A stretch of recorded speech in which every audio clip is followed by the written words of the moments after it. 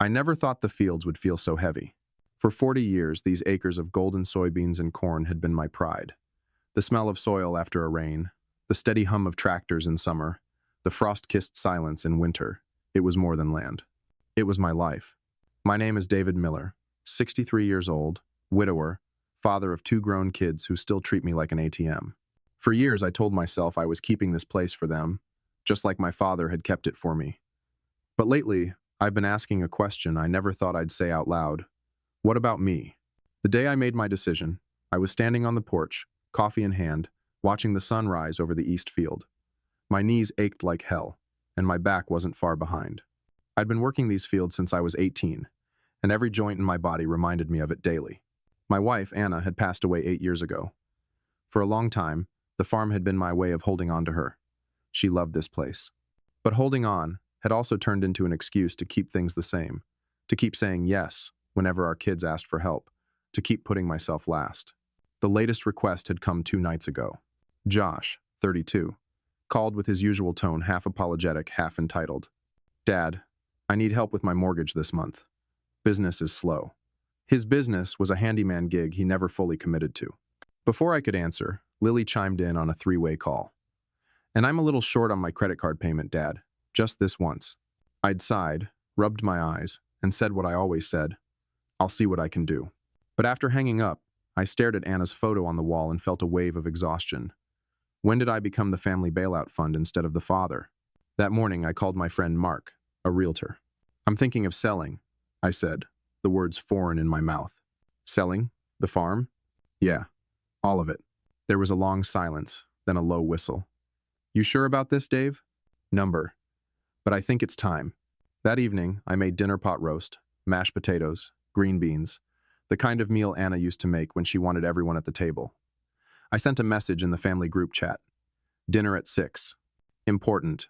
Josh showed up first, wearing a shirt with his company logo, but looking like he hadn't shaved in a week. Lily came next, phone in hand, thumbs flying as she scrolled. What's so important, Dad? Lily asked, barely looking up. I took a deep breath. I'm selling the farm. Josh blinked. What? Lily frowned. Selling? You mean, like, a little piece of land or all of it, I said. The house, the equipment, the fields. I'm buying an RV, and I'm hitting the road. I've always wanted to see the Grand Canyon, the Rockies, hell, maybe even Alaska, and now I'm going to do it. The silence that followed was heavier than any storm cloud I'd ever seen. Josh finally laughed, short and bitter. This is a joke, right? You can't sell the farm. This is our legacy. Legacy you never wanted to work, I said gently. Lily crossed her arms. So what? You're just leaving? Where are we supposed to go for holidays? What if we need help? You'll figure it out, I said, my voice calm but firm. You're grown adults. It's time you lived like it. Josh slammed his fork down. You're choosing some damn road trip over your family? I'm choosing a life for myself, I said quietly. For once. Dinner ended with no dessert, no hugs, just slammed doors and angry footsteps. When the dust settled, I sat at the table alone, staring at the empty plates. I felt like I'd swallowed a rock. Did I just break my family? But then I looked at Anna's photo again. You'd tell me to do this, wouldn't you, I thought. She'd always wanted me to stop carrying everyone else's weight. That night, I walked the property line one more time, feeling the cool breeze against my face. I ran my hands over the old fence posts, the ones my father and I had hammered in 40 years ago. My throat tightened, but not from regret, from release. This was the start of something new. The day after I told Josh and Lily about selling the farm, I woke to an unusual quiet. Normally by this hour, I'd hear tractors on distant roads, or the chirp of Lily's old wind chimes she'd given me years ago, still clinking out of rhythm near the porch. But this morning there was nothing, just the hum of the refrigerator and the steady tick of the old kitchen clock. I brewed coffee, trying to ignore the pit in my stomach. I knew last night hadn't gone well, but I hadn't expected silence to feel so final. By noon, the quiet broke, just not in the way I hoped. Josh showed up unannounced, stomping mud off his boots like a man on a mission. We need to talk, he said, his voice sharp enough to cut glass. He didn't sit. He stood near the table, hands on his hips, looking like he'd just been told his best friend betrayed him. I can't believe you, Dad. Selling the farm? This place is supposed to be mine one day. I set my coffee cup down and met his eyes. Josh, you've said that before. but you've never wanted to run it. You've got your handyman business. You made your choice. Yeah, well, business is slow, he shot back. And maybe I would take the farm if you actually gave me the chance. I leaned forward. Son, I offered you this place 3 years ago. You said you didn't want to wake up at 5 a.m. to fix tractors or spend weekends chasing down grain prices. You wanted freedom. Now you have it. Josh opened his mouth, closed it, then shook his head. This is about you, isn't it? You just want to run away. I took a breath, trying to keep my voice even. I'm not running away. I'm finally choosing something for me. Before Josh could respond, Lily walked in. She hadn't called either. She just appeared, wearing sunglasses, even though it was cloudy, phone in hand, lips pressed tight. Don't do this, Dad, she said before even sitting down. Don't sell. We need this house. We need you here. You need me here, I corrected gently. But what you really need is to stand on your own. You've got a good job, Lily, but you spend every dime the moment you make it. You call me whenever things get hard. It's time that stopped. Her sunglasses came off, and I saw her eyes were red. You don't get it. You're supposed to be the safe place, Dad. That's what you've always been. My throat tightened, but I stayed quiet. Josh folded his arms. So what? You sell the farm, buy an RV, and just disappear? Not disappear, I said. Travel, live, see things your mom and I always dreamed of seeing. The room went still. Mentioning Anna's name was like opening an old wound. Josh sat finally, elbows on his knees, staring at the floor. Mom loved this farm. I know she did, I whispered.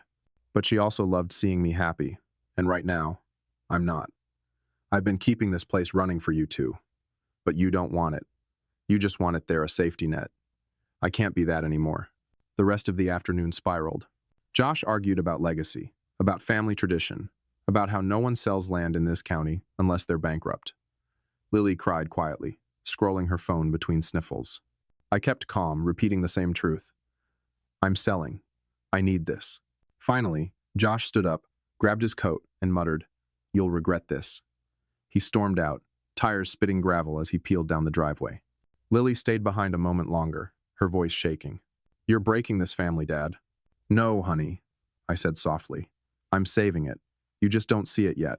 She left, without hugging me. That night, I sat alone on the porch, staring at the horizon as the sun bled red and orange into the fields.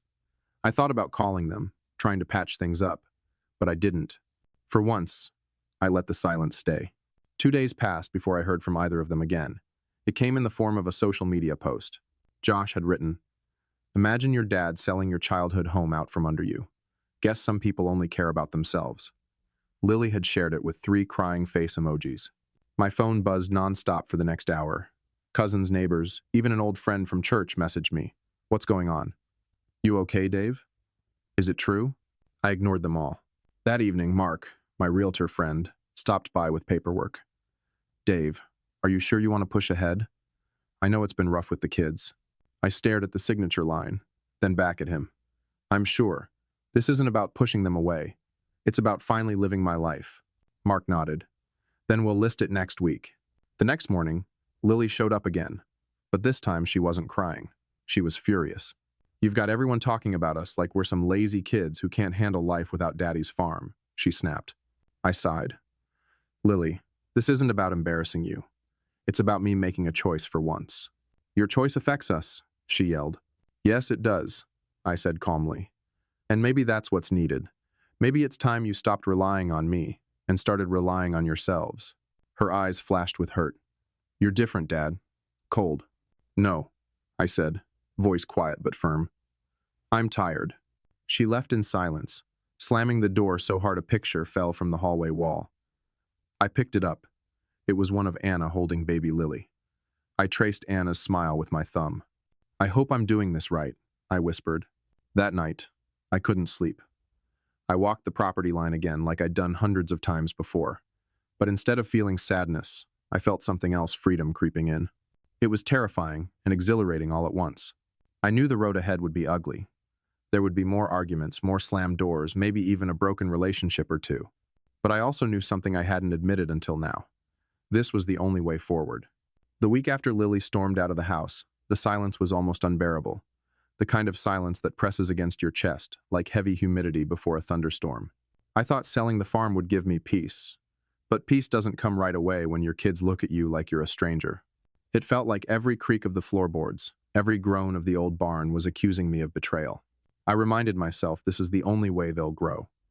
I'd been their safety net for so long I'd forgotten how it felt to stand alone, and I'd robbed them of that same lesson. 3 days later, I saw Josh's truck pull into the driveway. It was beat up, dented on the driver's side, one of those little scrapes you keep promising yourself you'll fix but never do. He got out slowly, shoulders slumped. He came in without knocking, just like always, but this time there was no anger on his face. He sat at the table and rubbed his hands together. "Dad, I lost a client today." I poured him coffee and sat across from him. "What happened?" "They said they needed a licensed contractor for a job. I don't have one. I've been cutting corners, Dad, doing quick work, underbidding jobs just to get something, but it's not working. I can't pay my rent next month." The old me would have reached for my checkbook right there, but I clasped my hands instead. "So what's your plan?" Josh looked up, surprised. "Plan? Yes. You've been coasting, son. Maybe it's time to make one. Get certified. Work for a company for a while. Something steady." Hess scoffed. "I'm 32, Dad. I can't just start over. You think I don't know what starting over feels like? I'm 63, selling the only life I've ever known. You can too." He sighed, long and heavy, but didn't argue. 2 days later, Lily called. Her voice was shaky. "Dad, my credit cards are maxed out. I'm late on rent." I leaned back in my chair. "What are you going to do about it?" She was silent. "I thought, maybe you could help." I closed my eyes. "No, honey, not this time." Her voice cracked. "You're really doing this, aren't you? Selling the farm and leaving us to figure it out?" "Yes," I said softly. "Because you need to learn to figure it out. You're strong enough, Lily. You just don't know it yet." She hung up without saying goodbye. The farm sale moved quickly. Mark, my realtor friend, called me one morning while I was fixing the fence gate for what might have been the last time. "Got 2 solid offers already," he said. "One from a local family, one from a developer." "Take the family," I said immediately. "This land's been farmed for generations. It should stay that way." "Got it. We could close in 3 weeks." 3 weeks. That's all the time left, in the only home I'd ever known. The next weekend, I drove into town for groceries and saw Lily sitting outside a coffee shop, laptop open, papers scattered around. She looked tired but focused. "What's all this?" I asked, nodding at the papers. She glanced up, startled. "Budgeting. Looking for freelance gigs, side hustles, whatever I can find." A small spark of pride lit in my chest. "That's good, honey. You'll figure it out." She gave me a weak smile. "I hate that you're right." Josh called later that night. "Dad, I applied for an apprenticeship program. Pays less at first, but it's something solid." I gripped the phone, smiling. "I'm proud of you, son." He chuckled. "Feels weird. Like I'm finally, I don't know, doing something for real." A week later, we had our first family dinner since the blow-up. They came over looking different. Not angry, just tired, like people who'd been carrying their own weight for once. Dinner was simple meatloaf, mashed potatoes, cornbread, the kind of food that had gotten us through hard winters. Halfway through, Josh cleared his throat. "Dad, I'm sorry. For the way I acted. I didn't get it before, but I think I do now." Lily nodded. "Me too. I was scared, that's all. Scared you didn't care about us anymore." I reached across the table, taking both their hands. "I'll always care, but caring doesn't mean carrying." That night, after they left, I walked out to the fields under a pale moon. The corn swayed in the breeze, whispering like an old friend saying goodbye. I touched one of the posts my father had hammered in with me decades ago. For the first time, I didn't feel guilt. I felt something close to pride, not just in me, but in them. The farm was leaving my hands, yes, but maybe I'd finally given them something better than land. I'd given them themselves. The morning of the final closing felt surreal. The realtor had called 2 days before, confirming what my heart already knew. This was it. After 40 years, Miller Farm would no longer belong to me. I stood on the porch with a cup of coffee, watching the early fog hug the soybean fields, and I let the silence sink in. It was different from the angry silence of a few weeks ago. This silence was respectful, almost like the land itself understood I was letting go. I took a deep breath and walked down the steps, my boots crunching against gravel, feeling each sound like punctuation marks to the end of an era. Josh arrived just after sunrise, driving a borrowed work truck from his apprenticeship program. He looked tired, like he'd already put in a half day of labor, even though it wasn't yet 8 in the morning. But there was something different in his face, determination, maybe even pride. "Morning, Dad," he said, stepping out and looking around the yard. "Thought I'd help you pack up the shed." "Appreciate it," I said, handing him a pair of gloves. "How's the new job?" His eyes lit up despite the exhaustion written in his posture. "Hard work, but good work. My back hurts every day, but I'm actually sleeping at night knowing I'm paying my own bills." That hit me harder than I expected. For years, I'd worried that Josh would never find something steady, that he'd drift through life relying on me as a cushion. Seeing him stand there, dirt under his nails from honest work, I felt lighter. We packed tools into crates, labeled them for donation, and loaded an old push mower into the back of his truck. "Figured you might want this for your new place," I said. Josh grinned, wiping sweat from his forehead even though the morning air was cool. "Feels weird taking something from here, but thanks, Dad." Around noon, Lily showed up, arms full of plastic storage tubs. Her hair was tied back in a messy bun, and she was grinning ear to ear. "I got the job," she said, nearly dropping one of the tubs. "Marketing coordinator, full-time, benefits. I start Monday." "That's amazing, honey." I hugged her, feeling something in my chest loosen. "I've been budgeting too," she added, pulling out her phone like a proud kid showing off a report card. "I even started paying down my credit cards. Look, I made a spreadsheet." I chuckled. "You, making spreadsheets? This I gotta see." She swatted my arm but smiled. "I'm serious, Dad. I'm done relying on you to clean up my messes."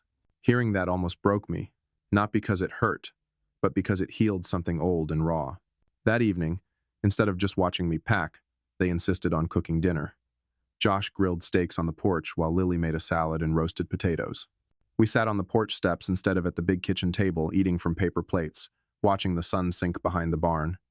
"This place is never going to feel the same without you," Lily said softly. I nodded. "It's not supposed to. It's time for someone else to make memories here." Josh looked out over the field, his voice quieter now, humbled. "I used to think you were abandoning us.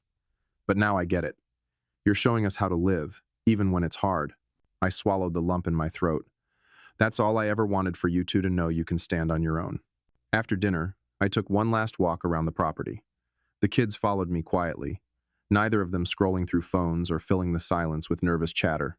We stopped at the oak tree where I'd carved our initials, mine, Anna's, Josh's, and Lily's, when the kids were still little. The carving was weathered but still visible, a reminder of everything this place had seen.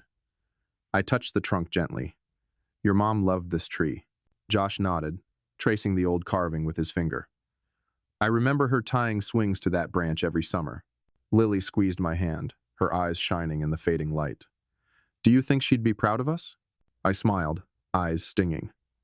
"She already is." The next morning I met Mark at the title office. The buyers, a young couple with 2 small kids, looked nervous but excited. The kind of excitement Anna and I had once had when we signed for the farm all those years ago. "Congratulations," I said, handing over the keys. "Take care of her. She's been good to us." The woman smiled, cradling her toddler's hand. "We will. Thank you for trusting us." And just like that, it was done. Back at the now empty house, I stood in the living room, one last time. The walls echoed with memories. Josh's muddy boots stomping through, Lily's teenage music blaring upstairs, Anna's laughter on Sunday mornings. I locked the door and slid the key under the mat, the way I always had when expecting company. Only this time, I wasn't coming back. Josh hugged me at the driveway. "You sure you're ready for this RV trip, old man?" "Ready as I'll ever be," I said, patting the side of the RV parked nearby. Lily kissed my cheek, her voice softer than I'd heard in months. "Send us pictures, okay? I want to see every stop. You'll get sick of them," I joked, but my throat was tight. That night, I sat in the RV I'd bought just a week before, parked at a campground near the coast. The hum of distant waves mixed with the chirp of crickets as I looked through the windows at a world that suddenly felt wider than it ever had before. I opened my phone to the family group chat, seeing a new photo Lily had just sent. Her standing in front of her new office building, smiling wide, and Josh holding up a certificate from his apprenticeship program. For the first time in a long time, I didn't feel like I was leaving something behind. I felt like I was moving towards something new. And my kids were, too. The road stretched before me like a promise, long, open, and wild with possibility. I had always dreamed of driving across this country, seeing the places Anna and I had only talked about, imagining the roads less traveled, and the stories tucked away in every corner of this vast land. And now, at 63, I was finally doing it. I set the GPS for the Grand Canyon. Not that I had any idea where I'd end up next, but it seemed like a good place to start. The RV, old but reliable, hummed along the highway, carrying with it the weight of my past and the lightness of my future. I felt something that I hadn't felt in years' freedom. The first few days were filled with unfamiliar peace. I stopped at truck stops, ate greasy diner breakfasts, and slept in campgrounds where the stars filled the sky in ways I had forgotten. I sent pictures to the kids, but I didn't hear much back. The quiet was both comforting and unsettling. I realized then that I had been so wrapped up in trying to fix everyone else's life, I'd forgotten how to live mine. At night, I would sit by the RV, listening to the sounds of the wilderness wind rustling in the trees, crickets calling to each other, and I would think about the farm. There wasn't a single moment during the day that didn't make me feel its absence. But as the days stretched on, I began to think less about what I had lost and more about what I had gained. 2 weeks into the trip, I made my first real stop, a small town in Arizona, just off Route 66. It wasn't much, just a strip of motels, diners, and a few quirky shops selling everything from antiques to cactus-shaped tchotchkes. I pulled into the parking lot of a roadside motel, checked in, and settled into the small room. The place was dated, but it felt like the kind of homey, lived-in comfort I had grown used to. I texted Lily and Josh. Stopped at a small town. Beautiful desert sunset. I think I'm finally seeing what I missed. Lily responded almost immediately. I can't believe you're doing this, Dad. You're really living. Nathan's reply came much later. I'm proud of you. Keep going. The simplicity of those words hit me harder than I expected. The next few days were filled with exploration. I found a small cafe in town that served the best pancakes I'd ever had, and I took the time to sit in the quiet, just watching people come and go, feeling like a part of something bigger. I walked through parks, hiked up short trails to find breathtaking views of mesas and rock formations, and stopped at every roadside attraction I could find. And through it all, I kept thinking about my kids. They were still in the midst of their own struggles, still finding their way, but I knew now that they were learning how to stand on their own 2 feet. I wasn't abandoning them. I was showing them that it was okay to let go and let life happen. After a week of driving through small towns and winding roads, I finally reached the Grand Canyon. The landscape stretched out before me, vast and untouched by time, and I felt small in the best way possible. I stood at the edge, the wind rushing through my hair, and I couldn't help but smile. This was it. This was what I had been waiting for. As I stood there, lost in the beauty of the place, my phone buzzed. It was a message from Nathan. Nathan, I got a raise today. Paid off my car. Got a small apartment. It's been a hard road, but I think I'm starting to get it. I sat down on a bench, staring at the message for a long moment. I could almost hear the pride in his words, the weight of the struggle behind them. I'd been so afraid that they would never learn to stand on their own, but here they were, taking steps I never thought they would. Then, a message from Lily popped up. Lily. Dad, I did it. I paid off my credit card. It feels weird, but I'm actually saving now. I think I'm starting to understand what you were trying to do. I put the phone down, looking out at the vast canyon again, the tears welling up before I could stop them. This was what I had wanted. This was why I'd let go. They were finding their own paths, and I was finally starting to find mine. I spent the next 2 days exploring the Grand Canyon, taking in everything it had to offer, walking along the rim and down into the canyon itself.